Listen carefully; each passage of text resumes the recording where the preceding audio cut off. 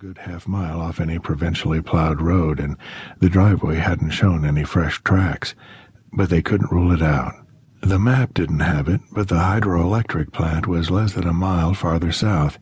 It was supposed to make use of the old mine shafts in the area to produce enough power to light up most of Quebec City and parts of northern Maine into the 21st century and beyond. Construction on the new plant had been halted a couple of months back, but he was sure the old Jackson mine building was still there, and it might be just the place for a lost little girl to seek shelter, or for a killer to hide a body. The moonlight dimmed, and a few fresh snowflakes began to filter their way down as Thibodeau made his way through the bare patches and drifts.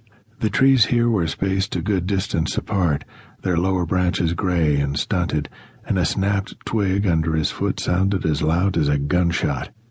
He knew his way around well enough to keep from getting lost. In any case, the road down to the hydro compound was probably still impossible to get through by car. They'd stopped construction late that fall when the first heavy storm blew in. He never could understand the idiot who organized that whole project. Winters in this remote area of Canada were a bitch, and nobody but that special contractor, who was, incidentally, originally from California, thought they could get the place finished without building a quality road to it first.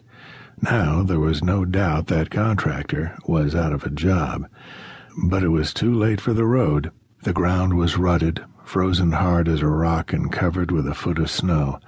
So the plant just sat like some huge hibernating beast, waiting for the scientists and construction workers to wake it up in the spring. A few more minutes of walking, and he came to a break in the trees, and the entire vast, unfinished compound spread out below him, a huge and gaping hole in the earth with several small buildings scattered around it, including the old mining building beside the frozen river. The river itself cut through the woods directly below at the foot of a steep bank scattered with small saplings and naked shrubs. It sat as a silent warning, like a line drawn in the dirt by a childhood bully. Cross it and you're gonna get yours. The scope of the thing was remarkable. Until now he'd never seen the place, and standing here at the edge, he found it lived up to the stories he'd heard in town. Hell, it blew the stories out of the water. Trees had been cut down for what seemed like miles in every direction. The place looked like the center of an atomic bomb blast, the half-completed buildings dotting its edge like props for a toy train set. Standing there gaping, it took him several minutes to realize that something seemed out of place. Something more than just this alien blast site in the middle of dense woods. In another second, he knew what that thing was, and crouched behind the trunk of the biggest tree he could find on the upper slope, trying to calm his thudding heart. Partially hidden behind the old wooden mine building just across the river was a snowmobile, cleaned of snow and with what looked like fresh tracks behind it. He killed the beam of the flashlight and slipped it into his coat pocket. The flakes had stopped falling again, and the light of the moon was enough out here. He felt the sweat inside his mittens and the shake in his legs, and the fiery rush of adrenaline lit up his body like an electric shock. There's nobody else around. You could be dealing with a fucker right here, right now, just you and him, one-on-one.